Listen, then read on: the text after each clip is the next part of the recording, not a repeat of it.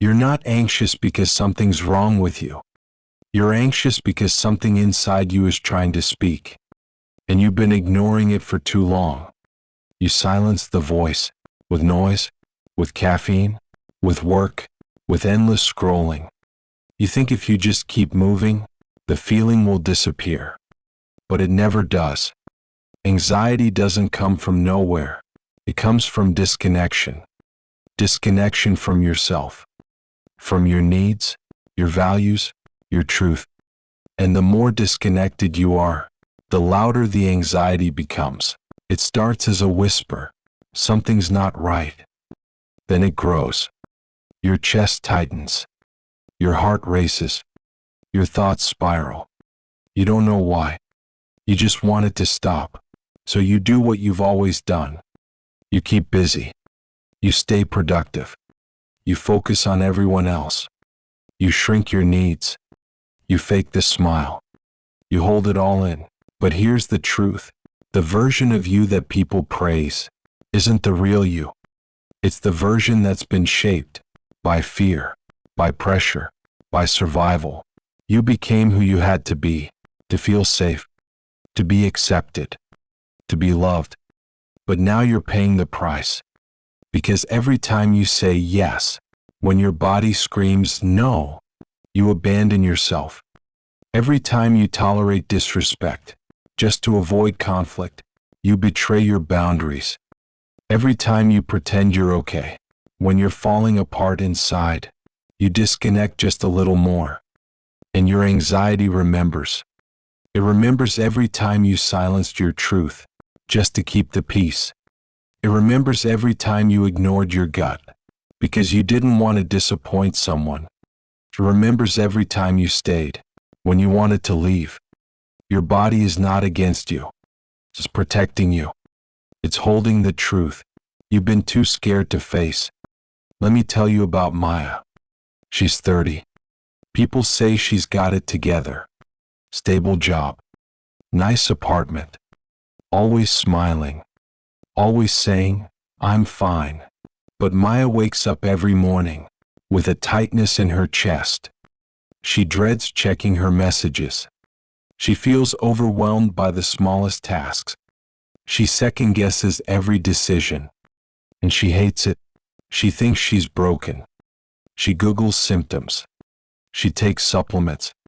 She forces herself to stay positive. But none of it works. Because she's not broken. She's just not listening.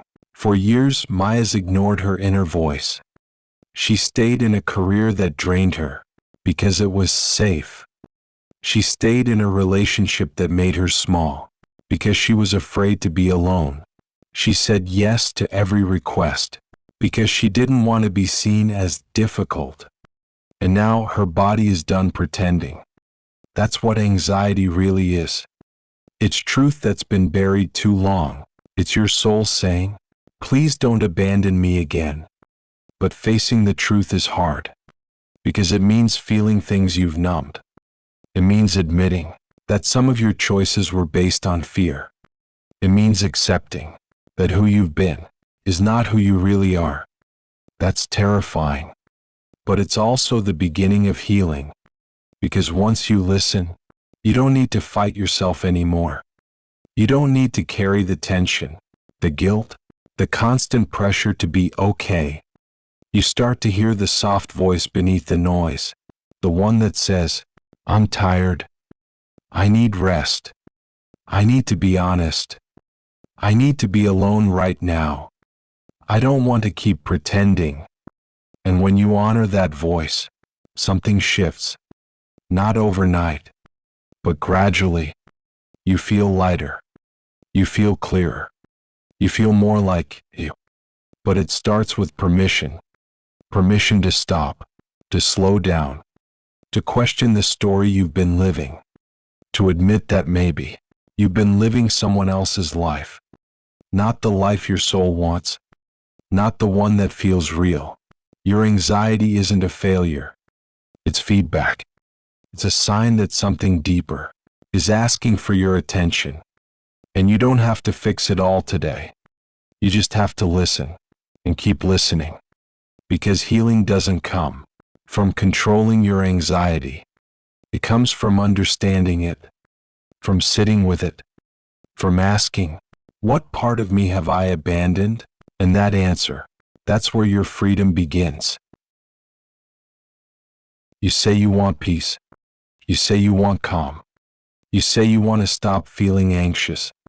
But every time discomfort knocks, you run, you avoid, you distract, you numb, you check your phone, you binge another show, you keep scrolling, you open the fridge, you say, I just need a break. But it's not a break, it's an escape. Here's the truth, you can't heal what you won't sit with. You can't find peace if you keep running from pain. Your anxiety isn't the problem. Your fear of feeling it is, because discomfort doesn't destroy you. Avoiding it does. Every time you run, you tell your nervous system, this feeling is dangerous. Even when it's not. Even when it's just sadness, or guilt, or loneliness. You teach your body that normal emotions are threats. And so, you live in survival mode. You scan for danger. You overthink. You people please. You shrink. You stay quiet, even when your soul is screaming. And the anxiety stays, because you never let it move. You never let it pass. You only push it down. And what we suppress always comes back louder. Let me tell you about James. He's 35, works in finance, high achiever. He's always on, always in control, always 5 steps ahead. But at night, he can't sleep. He feels tight in his chest. He gets random panic attacks. He thinks he's having a heart issue, but the doctors find nothing. They say it's stress. But James doesn't believe it. He thinks, I'm not stressed. I'm handling everything just fine. But he's not. He's just good at pretending. He's good at being busy, at pushing down emotions, at avoiding anything that might slow him down. He hasn't cried in years. He doesn't talk about feelings. He doesn't even know what he really wants. He just knows he can't stop, because if he stops, he'll feel. And that's terrifying. James isn't weak. He's scared. And fear wears many masks: perfectionism, control, productivity, anger. All of it, just armor, to avoid feeling pain. But you can't grow if you won't feel. You can't heal if you won't stop running. Discomfort is not your enemy. It's your teacher. It shows you where you're still carrying wounds, where you've been abandoned, where your truth was never heard. That tightness in your chest, that's grief. That racing mind, that's fear. That heavy weight you carry, that's years of silenced pain. And none of it goes away by ignoring it. It only softens when you face it, when you sit still and say, I'm here now. I'm listening. But we've been taught to run, to fix, to distract, to cope. From childhood, we were told, don't cry, be strong, get over it. So we did. We toughened up. We hid the pain. We smiled through it. But inside, we were hurting. And that inner child still lives in us, still waiting for someone to say, it's okay to feel. You're safe now. That someone is you. Your anxiety is not weakness. It's a message. It's your inner self saying, please stop running. Please feel this. Please let this move through you. And you don't have to do it all at once. You don't have to feel everything today. You just have to stop running from yourself. Take one moment. Close your eyes. Breathe deep. Ask yourself, what am I avoiding right now? Don't judge the answer. Just listen. Might be a memory, a conversation, a truth you're not ready to speak. That's okay. You're allowed to move slowly. You're allowed to take your time. But you can't keep outrunning the truth, because the longer you run, the more exhausted you become, the more anxious you feel, and the further away you get from who you truly are. Discomfort is not the end. It's the beginning of clarity, of healing, of freedom, but only if you're brave enough to stop and face it. You think control will save you. You think if you plan enough, predict enough, perfect enough, then nothing bad will happen. You call it preparation. You call it being responsible. You call it having your life together. But really, it's fear. It's anxiety in disguise. You're trying to outrun the unknown, trying to manage chaos by tightening your grip. But the tighter you hold, the more anxious you feel. Control gives the illusion of safety, but it never delivers real peace. You obsess over details. You overanalyze every text. You rehearse conversations in your head for hours. You make backup plans for your backup plans. You replay past mistakes over and over again, not because you're overthinking, but because you're terrified. Terrified of being caught off guard, of being hurt again, of being left unprepared. Let me tell you about Mia. She's 29, smart, independent, always one step ahead. Her calendar is color-coded. Her to-do list is never-ending. She tracks everything, from sleep to workouts, to how many glasses of water she drinks a day. On the outside, she looks composed, disciplined, put together. But inside, she's exhausted, anxious all the time, can't relax, can't sit still, can't stop thinking. When something doesn't go to plan, she spirals. She blames herself. She replays what she should have done.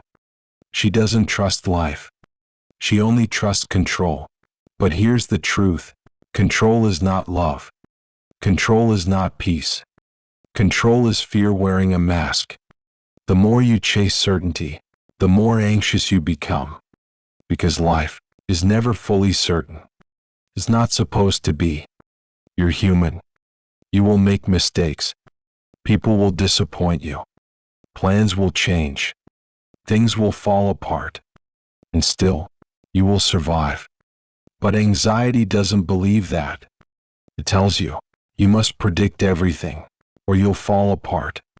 It tells you, one wrong move, and everything will collapse. So you grip tighter, try harder, plan more. But peace never comes. Because deep down, you know you can't control it all. And that's terrifying. Because if you can't control life, what keeps you safe? The answer isn't more control. It's trust. Trust in yourself. Trust in your resilience. Trust that you can handle what life brings, even the pain. But trust isn't built overnight. It starts in the small things. Letting yourself rest without earning it. Letting go of the outcome you can't control.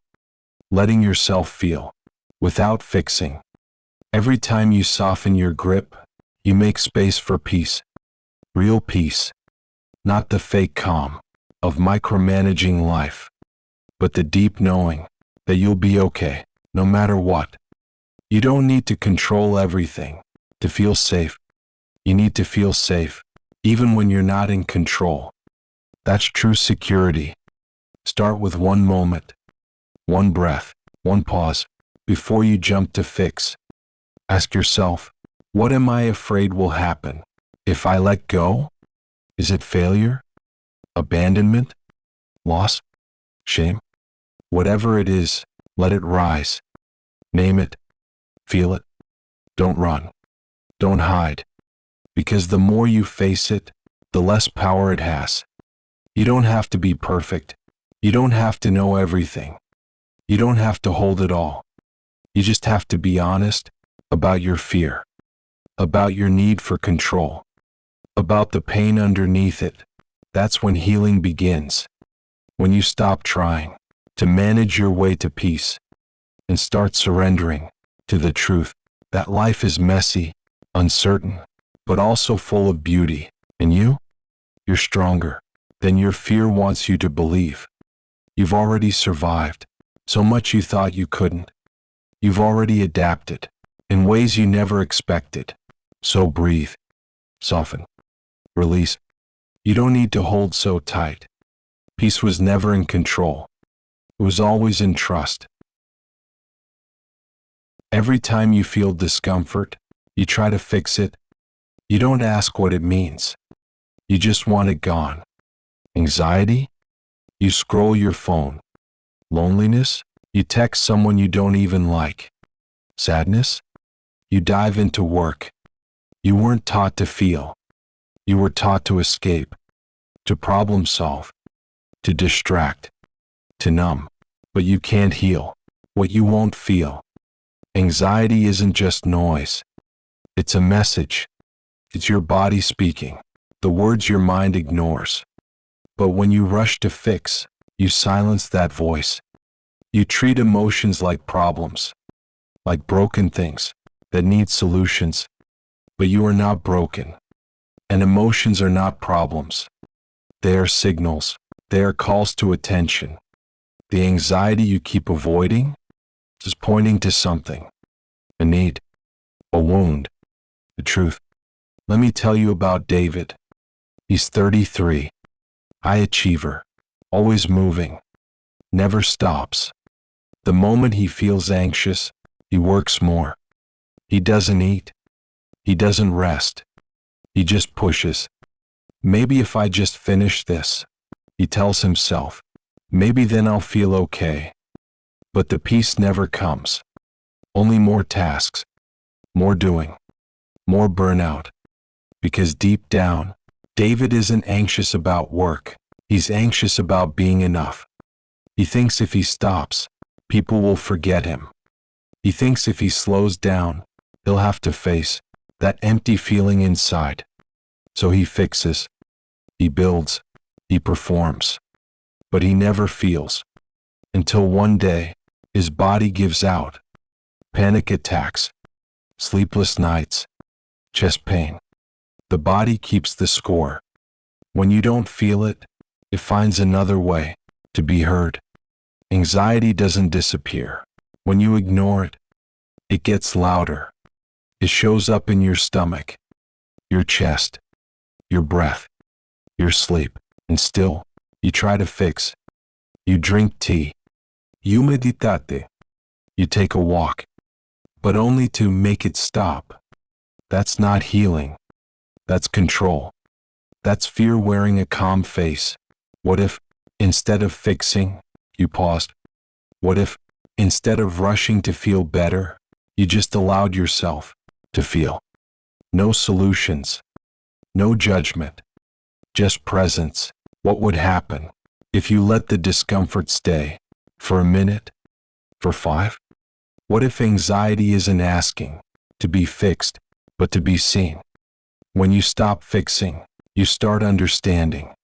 You hear the deeper message. You notice the real fear.